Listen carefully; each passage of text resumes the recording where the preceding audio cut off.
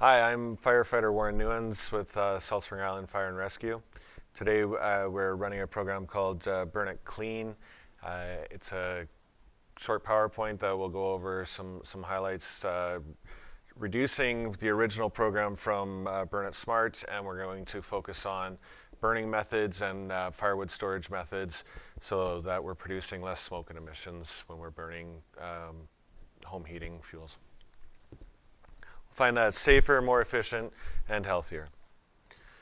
Currently now with the respiratory effects of COVID-19, it's more important than ever that we take responsibility for how we are burning in our wood stoves. It has an effect on all of our neighbors and within the community.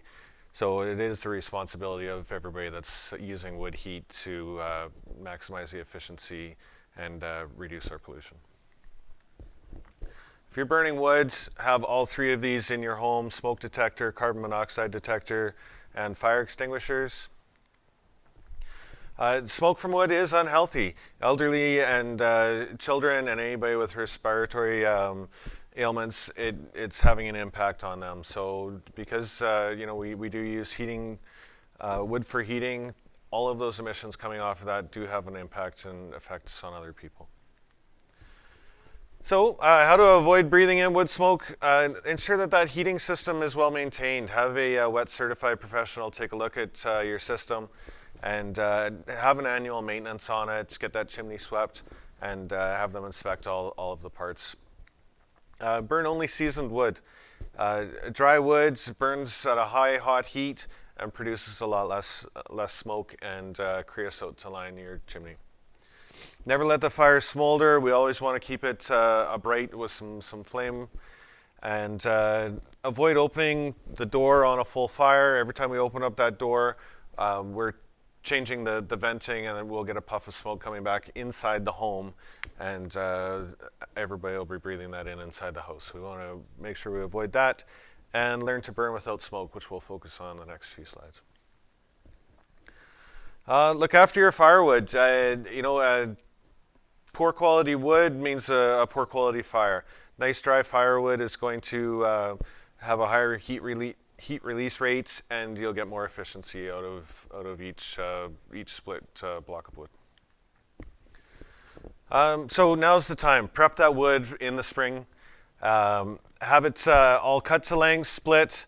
You can see in here they've stooked it up on rails, and so they've got airflow underneath. We're not trapping moisture underneath it. And this wood specifically has been cross-laid in here so that we're maximizing the airflow that's going through the wood pile, speeding up the drying process. How to tell if the wood is dry. So we're going to take a look at this. On this piece of wood here, even we're looking at the cut end grain of it. We can see that there's cracking developing in here, showing that wood's constricting and the moisture has left it. By splitting a piece of wood, we can open it up. We can feel if that fresh split face is, dry to the touch, almost kind of warm to the touch. And if you take two pieces of wood, knock them together, they should make a bit of a hollow sound. A dull thud is a sign that the wood's still got a lot of dampness in it.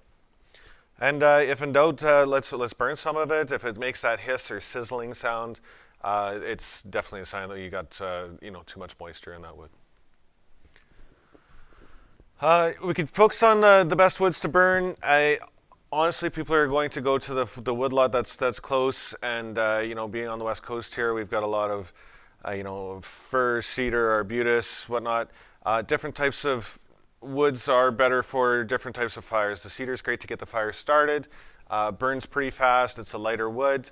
The fir is kind of a lot of more density to it.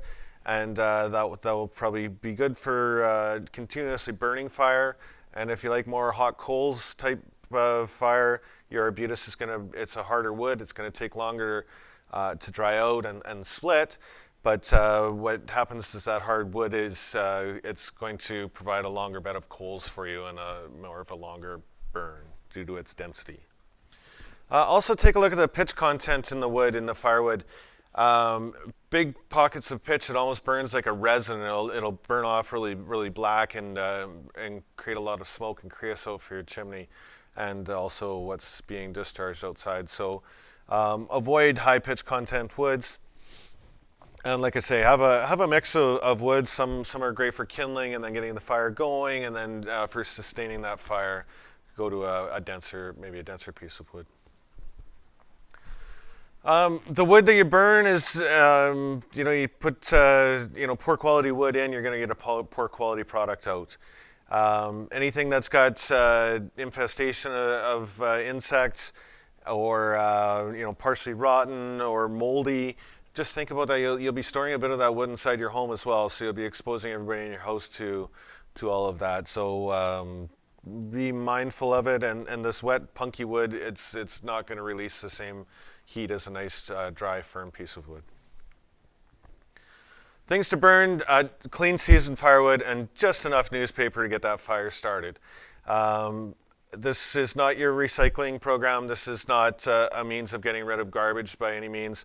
We're going straight with just nice, clean, dry, seasoned wood, and just enough to, light paper to get that fire started. Avoid coated, painted pieces of wood, pressure treated, your glue lambs, anything like that. We're not doing any particle boards, plywoods.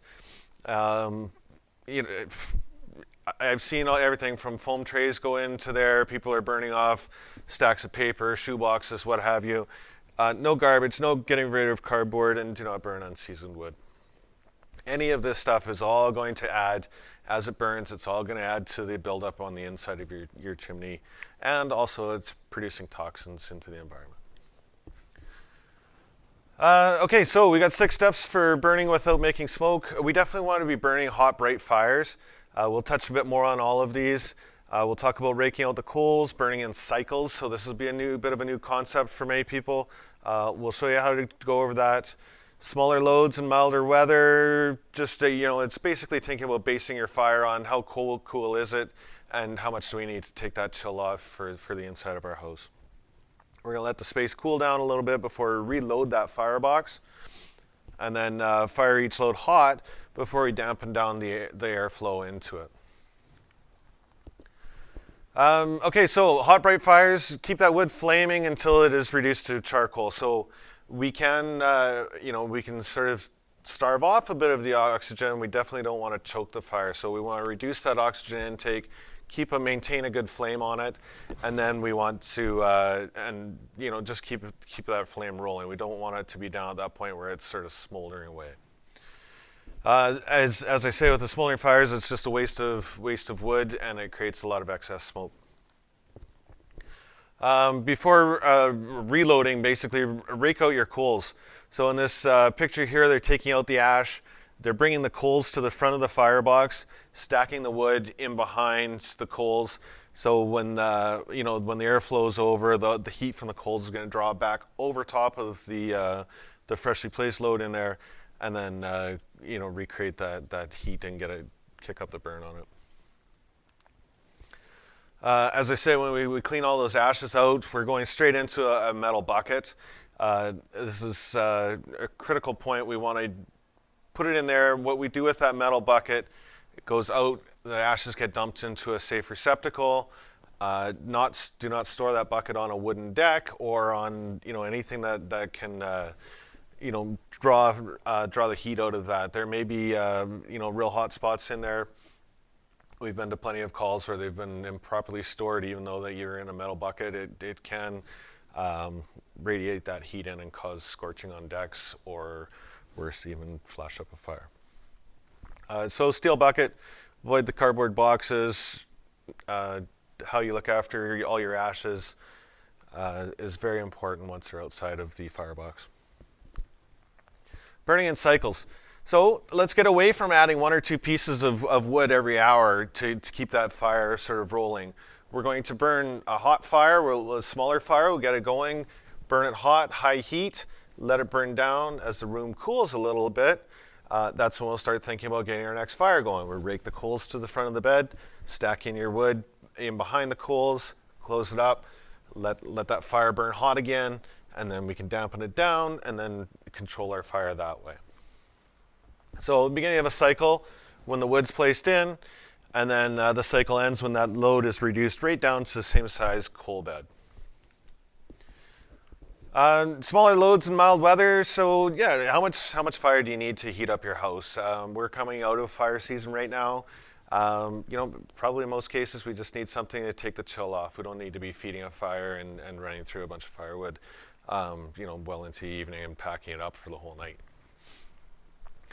And avoid the long smoldering fires. And then this sort of shows how to create, if we do want a longer sustained burn, we can sort of stack in longer, more pieces of wood in here and create a bit more density in here. And then the fire will slowly, burn through that. Let the space cool. As I mentioned before, we want to just let that room, it's heated up. Now we're going to let it I feel it's starting to cool down a little bit more. Now this is the time, and then we're going to start adding more fire, rebuild, heat up that firebox again, and then start another cycle. And then fire each load hot. As we reload that box, we're cooling down the temperature of the box again. So we need to open up, make sure it's got a maximum airflow, kick up that fire, make sure we got a nice hot bright fire started again. And then as it catches, as your load catches on a flame and it's lit, we can start dampening it down after that. Check your progress and check your chimney. So go outside, take a look at your chimney. What's your chimney doing? What's that smoke look like? If as soon as we reload the fire, it's going to kick out a bit of smoke. Once it's burning hot, you'll see the heat coming off of it, and there should be really, hardly any smoke coming off of it. So this would be a good indicator. We've got, pretty thick smoke coming off of here, and then there's more wispy in this one. And here's a couple more signs of, the smoke sort of funneling down. Probably not that hot of a fire, so the smoke's just kind of meandering, lazy, sort of sitting in the neighborhoods. Maintaining your wood heating system. So have it inspected annually from a wet certified inspector and chimney cleaner. And so it's safer by burning it smart. We're creating less smoke, less creosote, less chance of a chimney fire. Get the professionals in to have an annual inspection, cleaning. And use their advice if it's time, you start looking at a new system or maybe you want to redesign your chimney. These people have great advice on, how to design a system that will be the most efficient for you. Speaking of efficiencies, it's the smoldering waste. It's just a waste of fuel. We're not getting complete combustion of the wood or just a long, slow heat release rate. So we're really not maximizing the value of that. Flaming fires do pick up on the heat release rate of the wood's energy. And they're healthier, a lot less chance of smoke inside your house and reduced pollution within the neighborhood. So thanks for joining us today. This is our Burning It Clean program. Like I say, we condensed it from Burning It Smart, which is a program that's ran previously. So we've sort of graded quite a bit of that. I would also like to thank Lieutenant Mitchell Sharon for the work he's done on this program as well. And just a reminder to you all, stay informed through saltspringfire.com, www.saltspringfire.com, and we'll be hosting some more of these videos, and you'll have updates on open burning and other events that are going on the island. Thank you.